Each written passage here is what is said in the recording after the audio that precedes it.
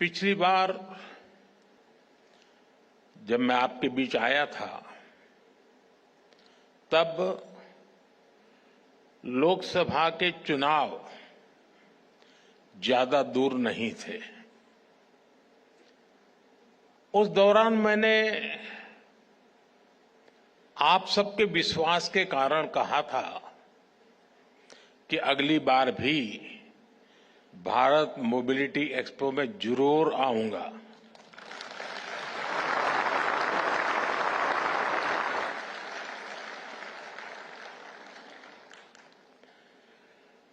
देश ने तीसरी बार हमें आशीर्वाद दिया। आप सभी ने एक बार फिर मुझे यहां बुलाया। मैं आप सबका आभार व्यक्त करता हूं। साथियों, मुझे खुशी है कि इस वर्ष भारत मोबिलिटी एक्सपो का दायरा काफी बढ़ गया है। पिछले साल 800 से ज्यादा एग्जीबिटर्स ने हिस्सा लिया। 1.5 लाख से ज्यादा लोगों ने विजिट किया। इस बार भारत मंडपम के साथ साथ द्वारका के अशोभूमि और ग्रेटर नोएडा के इंडिया एक्सपो सेंटर में भी ये एक्सपो चल रहा है। आने वाले 5-6 दिनों में बहुत बड़ी संख्या में लोग यहां आएंगे। अनेक नई गाड़ियां भी यहां लॉन्च होने वाली है। ये दिखाता है कि भारत में मोबिलिटी के फ्यूचर को लेकर कितनी पॉजिटिविटी है। यहां कुछ एग्जीबिशंस में विजिट करने, उन्हें देखने का अवसर भी मुझे मिला। भारत की ऑटोमोटिव इंडस्ट्री फैंटास्टिक भी है और फ्यूचर रेडी भी है। मैं आप सभी को अपनी बहुत बहुत शुभकामनाएं देता हूं। साथियों, भारत के ऑटो सेक्टर के इतने बड़े आयोजन में मैं आज रतन टाटा जी और ओसामू सुजुकी जी को भी याद करूंगा।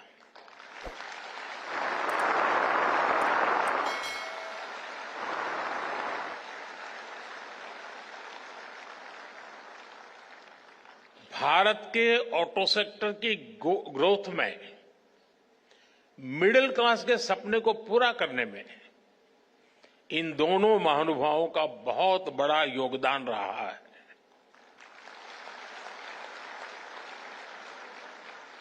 मुझे भरोसा है कि रतन टाटा जी और ओसामा सुजुकी जी की लेगेसी भारत के पूरे मोबिलिटी सेक्टर को इंस्पायर करती रहेगी।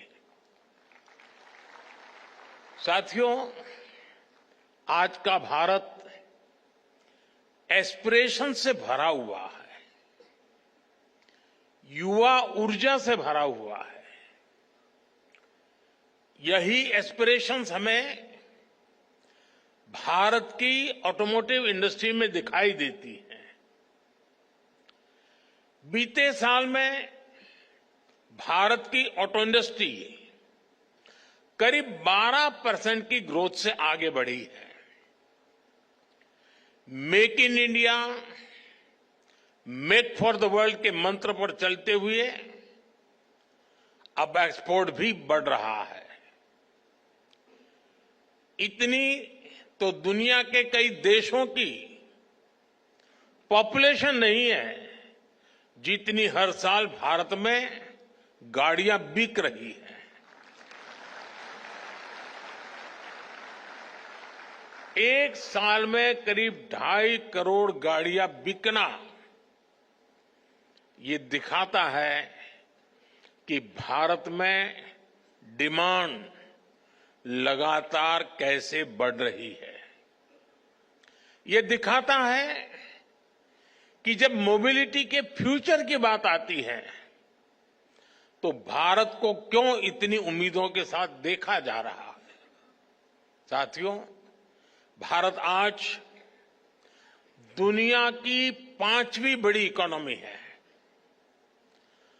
और पैसेंजर व्हीकल मार्केट के रूप में देखें तो हम दुनिया में नंबर 3 पर है। आप कल्पना कीजिए कि जब भारत दुनिया की टॉप 3 इकोनॉमी में शामिल होगा तब हमारा ऑटो मार्केट कहां होगा। विकसित भारत की यात्रा मोबिलिटी सेक्टर के भी अभूतपूर्व ट्रांसफॉर्मेशन की कई गुना विस्तार की यात्रा होने वाली है।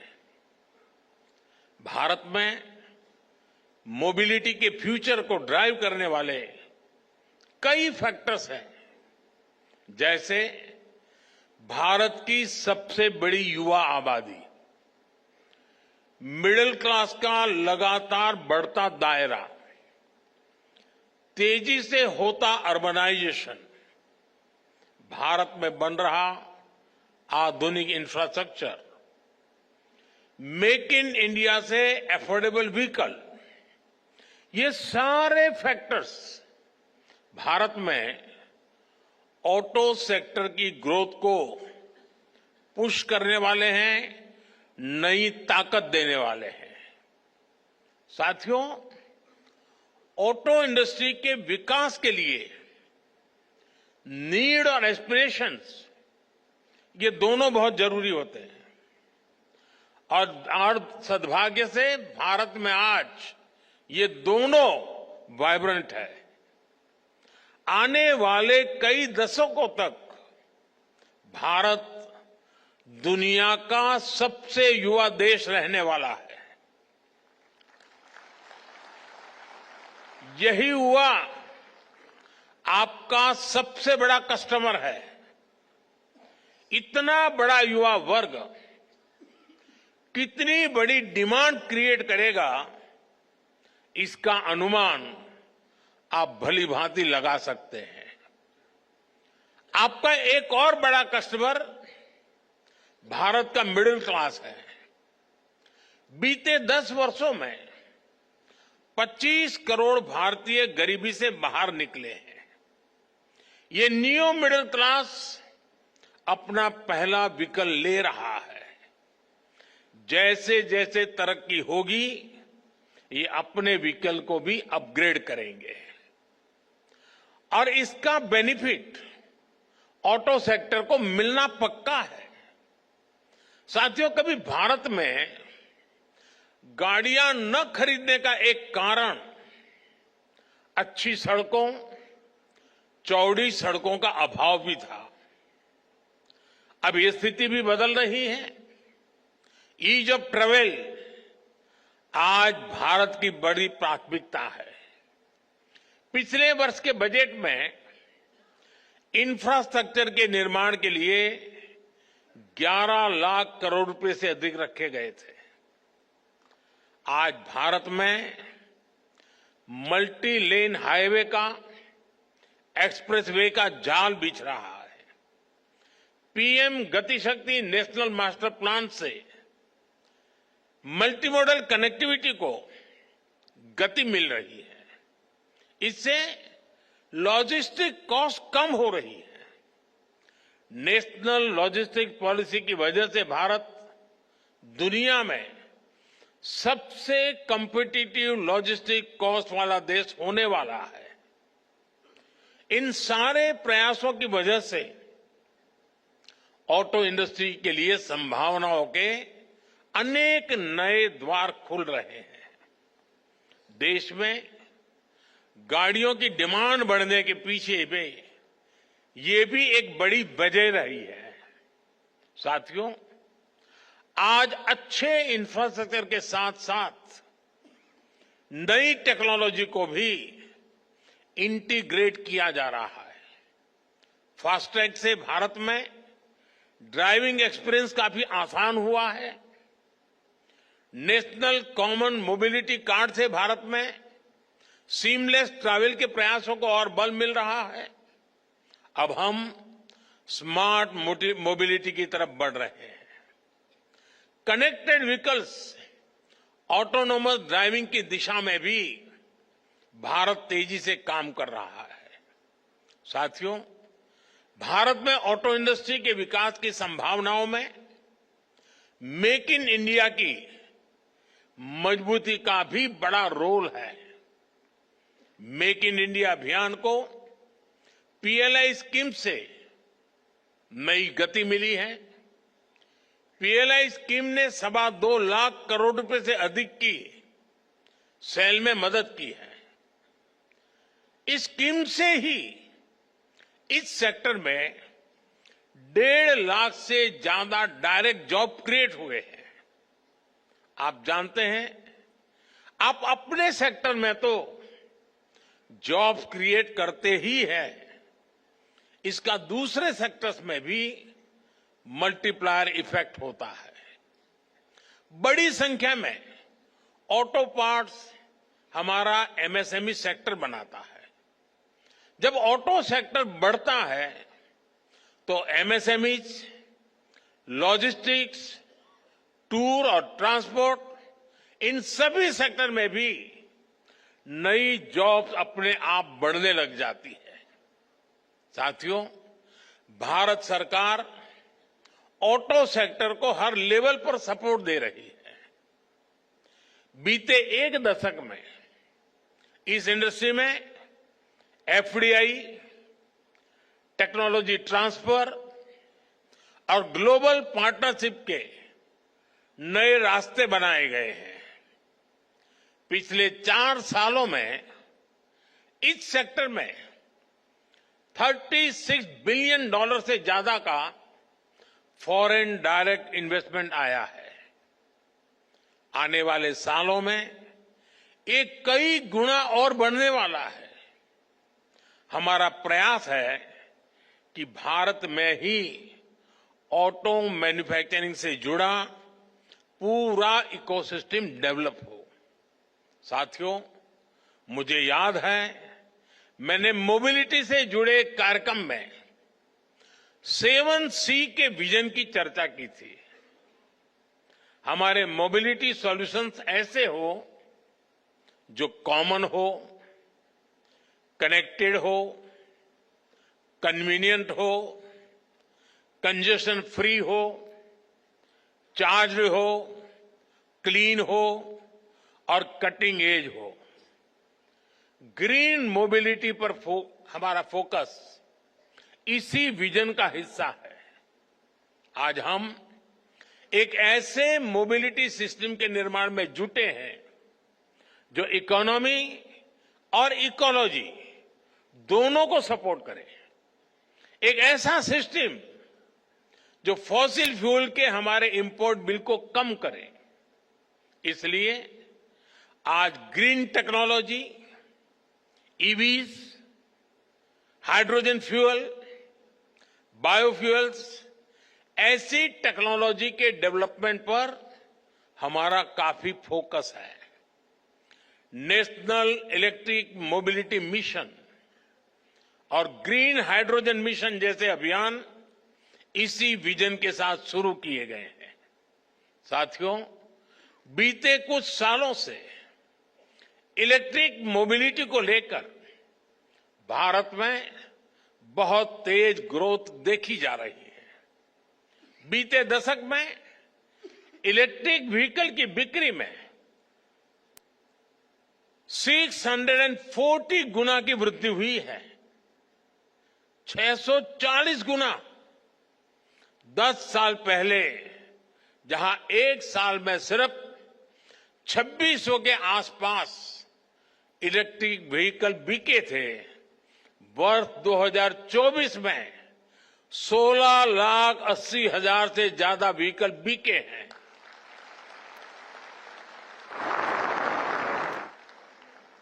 यानी 10 साल पहले जितने इलेक्ट्रिकल व्हीकल पूरे साल में बिकते थे, आज उससे भी 2 गुने इलेक्ट्रिक व्हीकल सिर्फ एक दिन में बिक रहे हैं।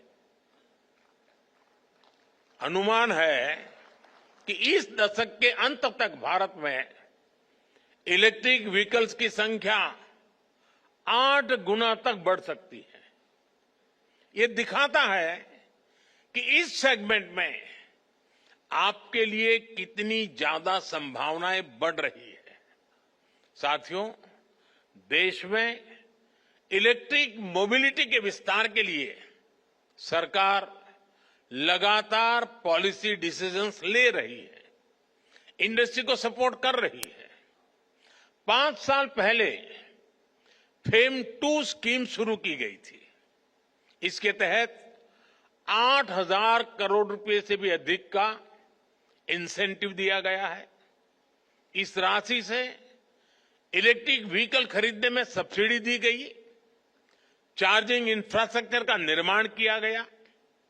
इससे 16 लाख से अधिक ईवीज को सपोर्ट मिला, जिनमें से 5,000 से अधिक तो इलेक्ट्रिक बसें हैं।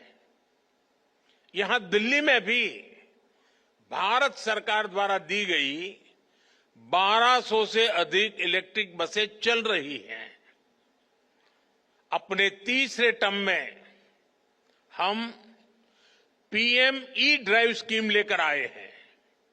इसके तहत 2 व्हीलर, 3 व्हीलर, ई एम्बुलेंस, ई ट्रक ऐसे करीब 28 लाख ईवीज खरीदने के लिए मदद दी जाएगी।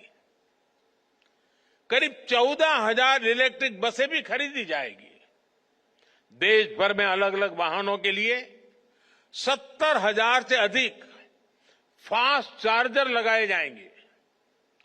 तीसरे टर्म में ही पीएम ई बस सेवा भी शुरू की गई है। इसके तहत देश के छोटे शहरों में करीब 38,000 ई बसें चलाने के लिए केंद्र सरकार मदद देगी। सरकार ईवी मैन्युफैक्चरिंग के लिए इंडस्ट्री को लगातार सपोर्ट कर रही है। ईवी कार मैन्युफैक्चरिंग में जो ग्लोबल इन्वेस्टर भारत आना चाहते हैं, उसके लिए भी रास्ते बनाए गए हैं। भारत में क्वालिटी ईवी मैन्युफैक्चरिंग इकोसिस्टम के विस्तार में, वैल्यू चेन के निर्माण में मदद मिलेगी। साथियों, ग्लोबल वार्मिंग की, क्लाइमेट की चुनौती से निपटने के लिए हमें सोलर पावर को, अल्टरनेटिव फ्यूल को लगातार प्रमोट करते रहना है। भारत ने अपनी G20 प्रेसिडेंसी के दौरान ग्रीन फ्यूचर पर बहुत जोर दिया है। आज भारत में ईवी के साथ ही सोलर पावर को लेकर भी बहुत बड़े लेवल पर काम चल रहा है। पीएम सूर्यघर मुफ्त बिजली स्कीम से रूफटॉप सोलर का एक बड़ा मिशन चल रहा है। ऐसे में इस सेक्टर में भी बैटरी की स्टोरेज सिस्टम की डिमांड लगातार बढ़ने वाली है। सरकार ने advance chemistry cell battery storage को बढ़ावा देने के लिए 18,000 करोड़ रुपए की पीएलआई स्कीम शुरू की है। यानी इस सेक्टर में बड़े इन्वेस्टमेंट का आपके लिए ये सही समय है। मैं देश के ज्यादा से ज्यादा नौजवानों को भी एनर्जी स्टोरेज सेक्टर में स्टार्टअप्स के लिए इनवाइट करूंगा। हमें ऐसे इनोवेशंस पर काम करना है जो भारत में ही मौजूद मटेरियल से बैटरी बना सके, स्टोरेज सिस्टम बना सके। इसको लेकर देश में काफी काम हो भी रहा है, लेकिन इसको मिशन मोड पर आगे बढ़ाना जरूरी है। साथियों, केंद्र सरकार का इंटेंट और कमिटमेंट एकदम साफ है। चाहे नई पॉलिसी बनानी हो या फिर रिफॉर्म्स करने हो, हमारे प्रयास लगातार जारी है। अब आपको इन्हें आगे बढ़ाना है, इनका फायदा उठाना है। अब जैसे व्हीकल स्क्रैपिंग पॉलिसी है, जितने भी मैन्युफैक्चरर्स हैं, आप सभी से मेरा आग्रह है कि इस पॉलिसी का लाभ उठाएं। आप अपनी कंपनी में भी अपनी भी एक इंसेंटिव स्कीम लेकर आ सकते हैं। इससे ज्यादा लोग अपनी पुरानी गाड़ियां लेकर स्क्रैप करने के लिए आगे आएंगे। ये मोटिवेशन बहुत जरूरी है। ये देश के एनवायरनमेंट के लिए भी आपकी तरफ से बहुत बड़ी सर्विस होगी। साथियों, ऑटोमोटिव इंडस्ट्री इनोवेशन ड्रिवन है, टेक्नोलॉजी ड्रिवन है। इनोवेशन हो, टेक हो, स्किल हो या फिर डिमांड, आने वाला समय ईस्ट का है, एशिया का है, भारत का है।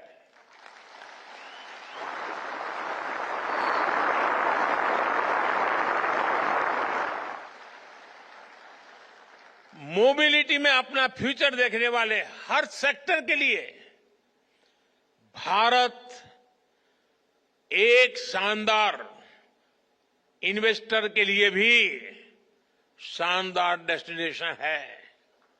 मैं आप सभी को फिर विश्वास दिलाता हूं, सरकार हर तरह से आपके साथ है। आप make in India, make for the world के मंत्र के साथ इसी तरह आगे बढ़ते रहें। आप सभी को फिर से बहुत बहुत शुभकामनाएं। धन्यवाद।